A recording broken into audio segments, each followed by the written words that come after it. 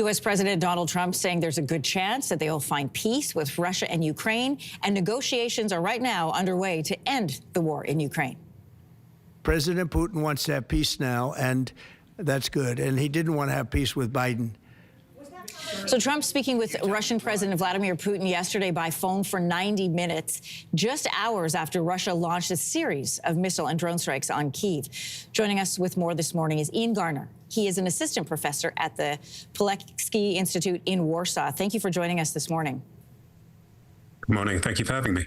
So President Trump described his conversation with Putin as, quote, lengthy and highly productive, and that their respective teams are going to start working on a plan. And Ukraine's president, Volodymyr Zelensky, said on the flip side that they are looking towards a lasting peace.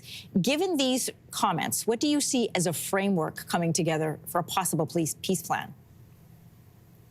I think at this stage, it's pretty clear that there will be at least a temporary peace coming up. But the real question is, regardless of who gets exactly what they want right now, will that peace actually last?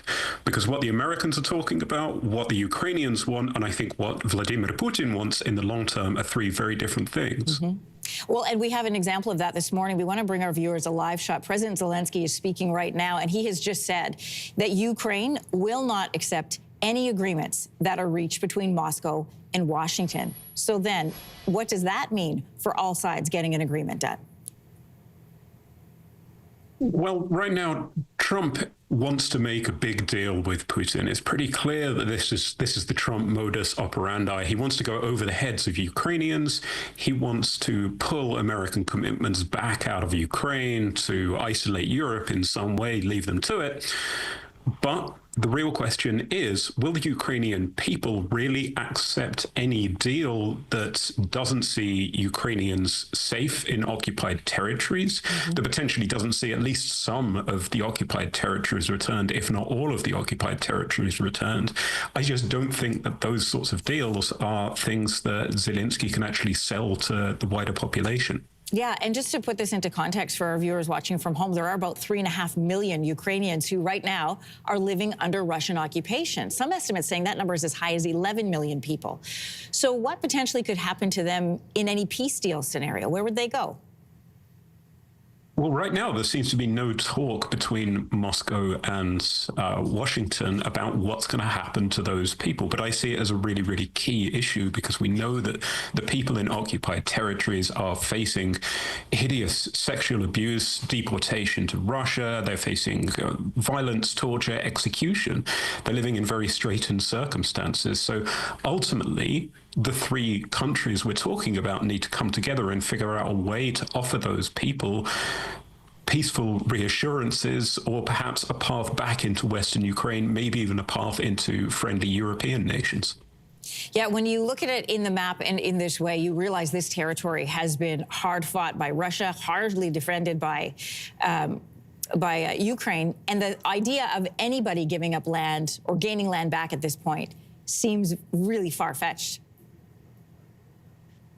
Yes, that's right. I don't think Ukraine will be able to take any of this land back, even though that's going to be a sticking point in any negotiations. But nor does it seem that Putin is willing to give anything up, or that the Russian army is capable of pushing forward any further if they do choose to keep fighting in the short or the medium term. President Zelensky is going to be speaking with U.S. Representative Marco Rubio at this defense summit happening in Munich tomorrow. What could those conversations look like? What do we expect to come out of this summit?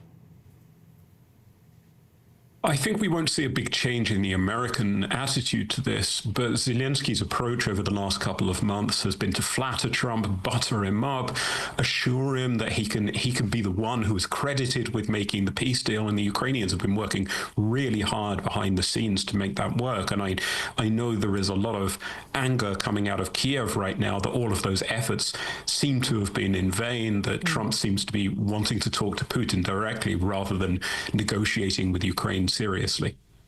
Assistant professor at the Pulaski Institute in Warsaw, Ian Garner, great to have your voice on this morning, especially as events are unfolding live and also happening ahead tomorrow. Good to talk with you.